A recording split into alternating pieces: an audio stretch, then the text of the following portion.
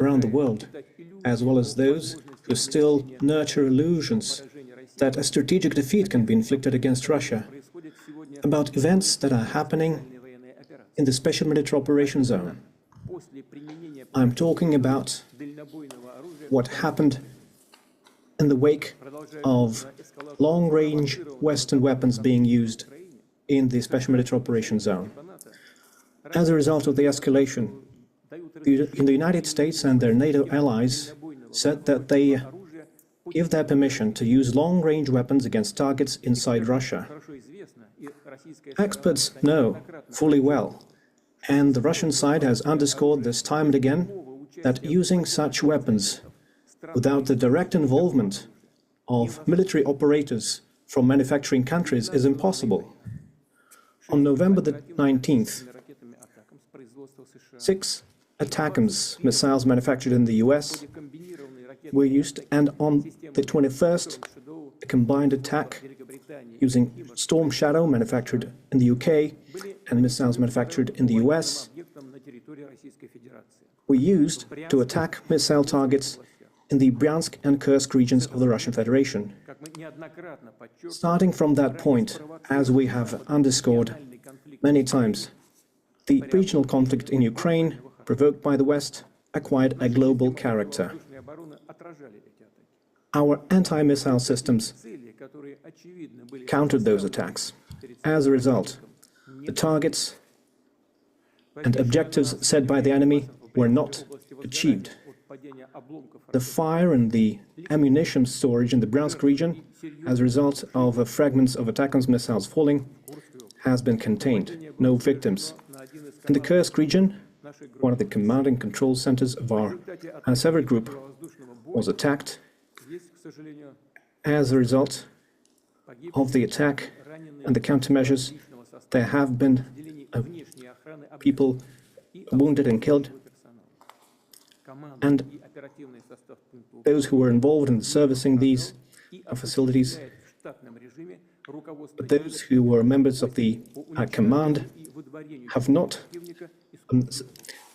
been hit by the attack and are now continuing their operation to remove the enemy from the Kursk region. I repeat, the use of such weapons cannot change the course of the special military operation. Our military is successfully advancing along the entire line of contact, and all the objectives that we set before ourselves will be met. As a response to the use of US and UK manufactured weapons, the Russian forces have carried out a combined strike on one of the military-industrial facilities in Ukraine. And this included the test of a novel intermediate-range Russian missile system. A ballistic missile with a non-nuclear hypersonic payload was used. The test was carried out successfully. The objectives of the launch have been met. One of the largest and well-known industrial centers that is known since the Soviet times in the Dnieper region, which is known to be involved in enemy production, was hit. And further plans are being made in Europe and the Asia-Pacific to deploy weapons and missiles. And we believe it is a mistake on the part of the United States to destroy the system that was established by the Missile Treaty in 2019. We see that the United States and their allies are now considering and has successfully tested their capabilities to deploy advanced missile systems in different parts of the world. And their exercises routinely include the use of such weapons. Russia has unilaterally refused to deploy intermediate and small-range missiles until we see similar weapons deployed by the United States in a region of the world. The use of the novel system,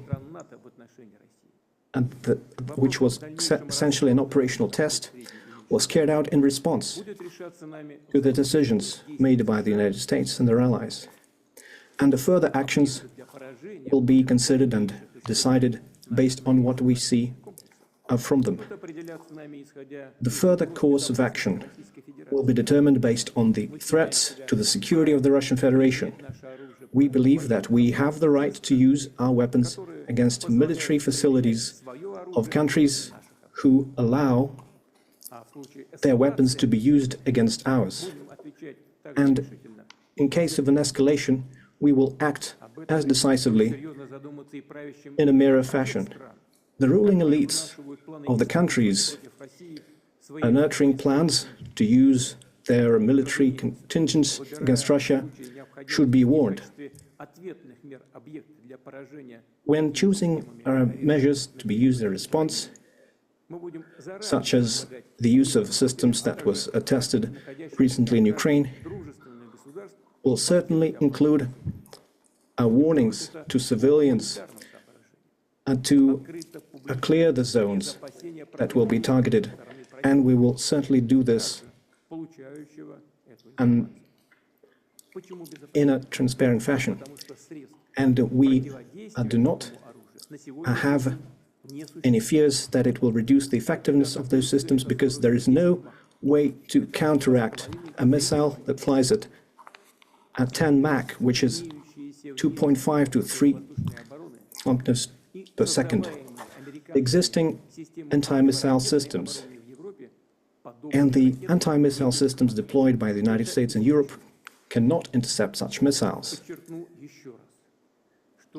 It is impossible.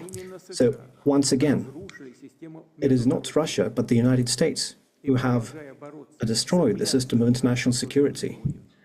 And they are trying to preserve their hegemony and stoking a global conflict.